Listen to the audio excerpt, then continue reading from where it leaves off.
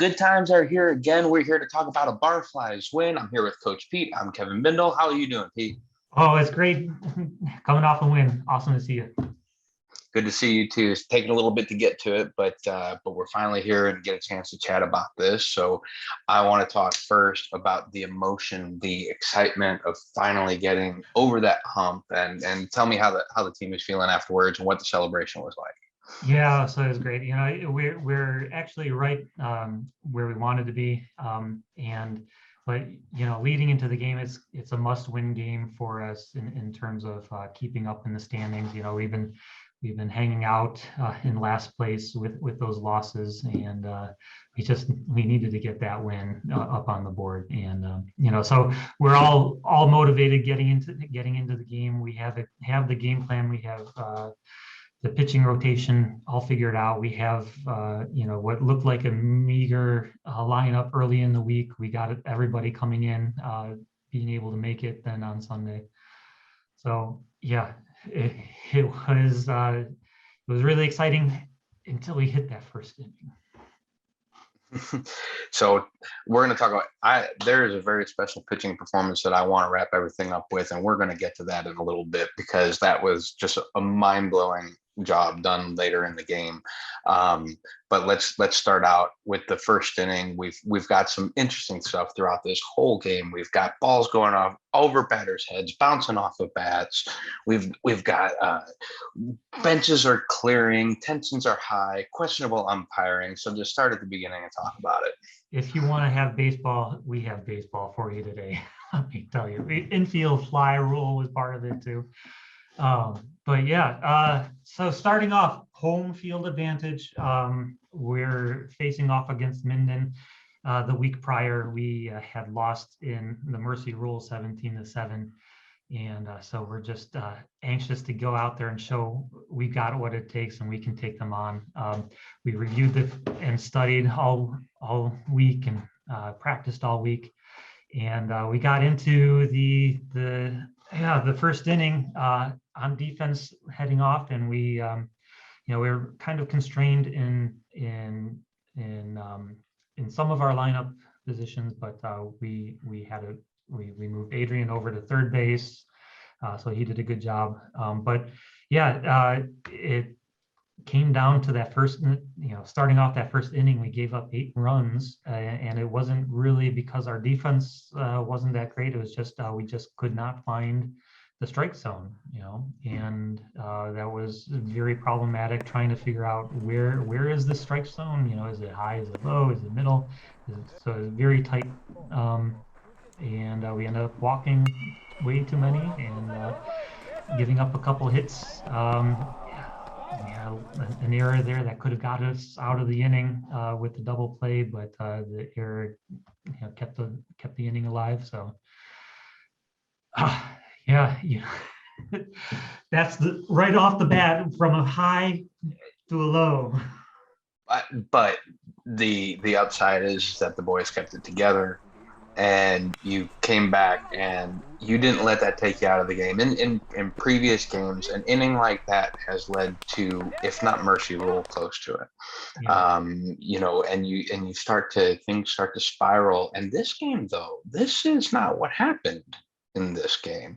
It's almost like this sort of brought the team together and said, no, not this time, not again. Wow. So let's continue on with the game. What happened next? What really is the thing that jump-started the team? Yeah, so I mean, we had there's several different things that kind of got us to stay in the game emotionally. We had Kevin hitting a grounder and having a tight play where he's running up, and there's the throw from the shortstop over to first base, and it's an overthrow. It pulls the first baseman off of the bag, and there's a tangle. Classic play at first base where first baseman's trying to run off and go get the ball, and you have our runner trying to go off and take second. Great defense by Minden on that, getting their catcher up the baseline to cut off that overthrow and be able to get us out in the overthrow. The question there is, is that obstruction or not? It's a secondary move with the first baseman that doesn't have the ball interfering, obstructing the base running. A questionable call. Umpires didn't see it our way. We talked about it, and so have to let that one go. But that really gets the team into the game. That gets keeps the emotions high heading into the other innings. So then we move into the top of the second inning, and you guys are back out on the field to play some defense, and you had a pitching change. Tim came in to start doing some work, and boy, did he do some work. And the defense was doing some work behind him too. So let's talk about that half of the inning and how that kind of got you all rolling. Yeah. So yeah, the plan really wasn't to bring Tim in so early. We were expecting to get at least 3 innings out, 9 inning game. But with so many walks in the first inning, and then we got through the lineup for the second time through the second, so we had to make that change. So we got Tim warmed up during our bottom of the first, and we brought him in nice and warm, made the catcher change as well, brought Patrick in. So experienced duo there with Tim and Patrick, and that just calmed everything down, shut the door on their offense, and that saved the game really at that point. It was all downhill until Tim came in. We had those errors on defense. We got the 1 run, but that bringing Tim in, motivational shutdown pitcher there, and what a great job he did. What a great job. Well, that's great. And it seems to be that he's the sort of pitcher that while he's capable of getting the strikeouts, kind of pitches contact a little bit, and it calms your guys down. They know that, the ball's going to come at them, but they're going to be able to handle it when it gets there and do the work of getting the guys out on the base path. Yeah, and it's like when you have so many walks and runs coming in through walks, and you start getting a little unmotivated, and then you start making it. You have one mistake in the outfield, where you don't quite get under the ball and you miss the play, or you have that missed double play, But Tim motivating everybody to come back in. I had Daniel with those 3 outs in the 8th and 9th to close out our defensive run, their offensive run there. We have Mitchell, after his error in the first with that double play ball, just shutting down anything that came his way. And, that was just great, being able to make that change and have him last 140 pitches, 10 strikes. That's really something. That's really something. Wow. And then, he comes in and he settles things down in the second. Everything is okay. Taking a breath now. We're good. Move into the bottom of the second. And that's when the offense really seemed to turn things on and start to get going. Yeah.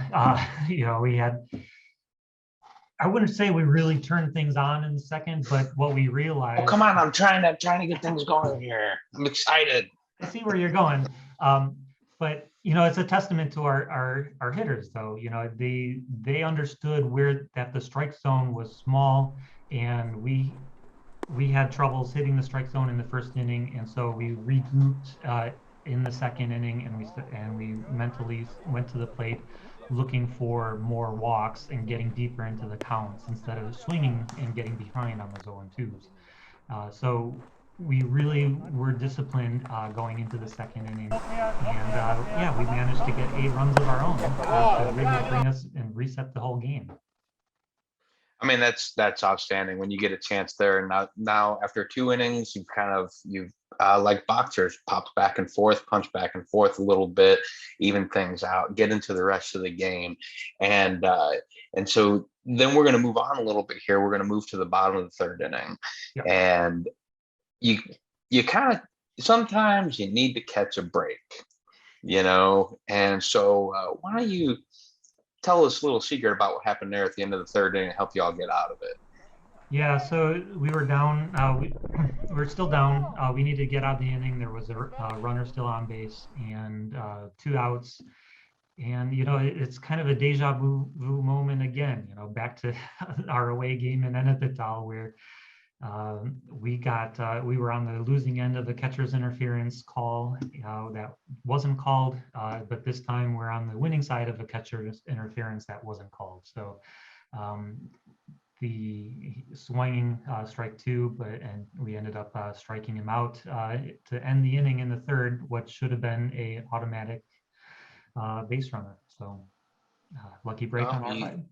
Sometimes you catch those breaks, and it's almost proof that the sports gods are indifferent, and well, everything evens out in the end. Even though for us mortals, it's frustrating in the moment. Yeah. Let this be a lesson. If you have a catcher's interference, make sure you don't foul tip the ball. So then the game is moving along, and in the bottom of the fourth, things get a little bit chippy. We have a little bit of a collision happens there at first base. These things happen. It seemed like stuff had sort of calmed down a little bit from the highlights, but then it seemed like something started to ramp back up a little bit, and kind of break down that situation and how that was resolved and how everybody cooler heads prevailed. Mm-hmm. Yeah, and so looking back in it, the play itself was similar to the first inning. Same guy on our side, Kevin, at bat, hits a grounder again to shortstop. Throw is off center, takes the first baseman up the baseline. He managed to make the out on with the stretch, but the stretch pulling him off of the bag and up the line. And you can see from the replay that the throw carries him, pulls him into foul territory. So at that split second, Kevin running full speed up the line, normally you would veer off and go foul after you hit the bag. But seeing that the first baseman has the ball and is migrating into the foul territory, Kevin has to adjust and head inside into the fair territory. And right at that, when it was too late, then the first baseman stood up and started moving back into fair territory, obviously trying to avoid the collision himself. But in that case, it shows the experience at our levels of various people, that you just need a lot of experience and understanding the footwork around the bag. And so that's something that we're trying to focus on as well in anybody that we bring into that position. And it's just unfortunate that in such a deja vu, it's the same people involved, so what can you do as a player? You're frustrated that it's the second time that you've had a collision in the game. And their catcher again running up the sideline, wrong sport, running up the foul line, and was right there to help de-escalate the situation right at that moment. And the two of them were talking, and unfortunately another player from Minden got involved at that point, which resulted in our bench coming out to protect Kevin. And it's just like we don't want to see those altercations. It's unfortunate that it happens, and that's not something that we know that we've experienced with other teams either. So it's unfortunate. It's unfortunate, but it seemed like everything cooled down, and it looked to me, at least from this side, that the rest of the game was played in a very sporting fashion, and bygones were bygones and water under the bridge and all those things. Oh yeah, and that's just going back to all of us have day jobs that we have to return to on Monday. Nobody wants to be embarrassed or get into an altercation that's going to result in any physical injuries or anything. So everybody realized right off the bat, right after that the emotions had just ratcheted up a little bit too high. And and like you mentioned, throughout the rest of the game, I had the pleasure of being third base coach and hanging out by their bullpen and by their dugout, and just chit-chatting, and there were no ill feelings on either side coming out of it. That's good. I'm glad to hear that. That's these things will happen. It is sport. It's an emotional thing, but and especially in the position you guys are in, you're trying to grab that win, and it seems like you're in a good position to do it. Yeah, clawing back. And then A tight game that happens too. You're up by a lot, then it's you let them back in, so I can see that from their side. And we were down by a lot, and then we claw ourselves back in. So from our standpoint too, and then the bottom of the fifth. Yes. And seems like really this is what did it, between the outstanding pitching by Tim and then the offensive explosion in the bottom of the fifth is pretty much what wrapped it all up. Yeah, and this is great base running by all of our guys. Great situational awareness, keeping the game going, getting some lucky breaks in the outfield with some drop balls or misjudged balls.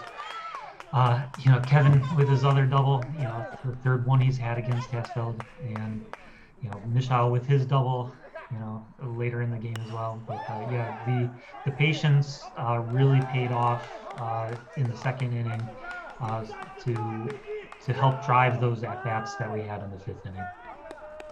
That's great. I mean, and then Tim just shut the door, but he let the defense do the work also. Like we talked about earlier, that really seemed to be the theme of the second half of the game. Even, I mean, really everything after the first inning was just a calm, level-headed, patient approach. Mm-hmm. And there you have it. Barflies win. Lights out defense, great pitching, and a lot of points on the board. Yeah, I mean, a lot of runs doesn't hurt at all. So I want to say a hearty congratulations to you guys. You've been putting in the work. You've been doing all the work on the fundamentals. You've been talking about patience at the plate and batting approaches, and how to not let, when things go wrong in the game, to let it spiral out of control. And today was the day. Well, this game was the game when it all came together and you put it together. And I want to say congratulations to the Barflies on their first win, not their last. We got a big game coming up this week. So tell me about that. Yep. So we're heading out to Rhine. It's about an hour and a half or so drive up north on the outskirts of Germany, close to the Netherlands. And yeah, we're facing a team. They just played Minden actually this weekend, and yeah, so we're going to face them. We've seen them quite often throughout the years. We know them really well. We were out there scouting them a few weeks ago as well, Patrick and I, and we think we're ready to take them on. I'm excited to see what happens next. You guys should be absolutely proud of the effort that you gave in this game against Minden, and let's see it, take that and move forward with it and continue to see that improvement in your ball club. We're looking forward to it. Well, great. Congratulations again to the Barflies, to the Barflies fans, to the family that supports all the ball players on a great win. And the more important thing is y'all are still having fun, having a great time this season. And I look forward to seeing you again when we talk about the next one. All right. Thanks, Kevin. See you next week when we Yes, sir. Goodbye.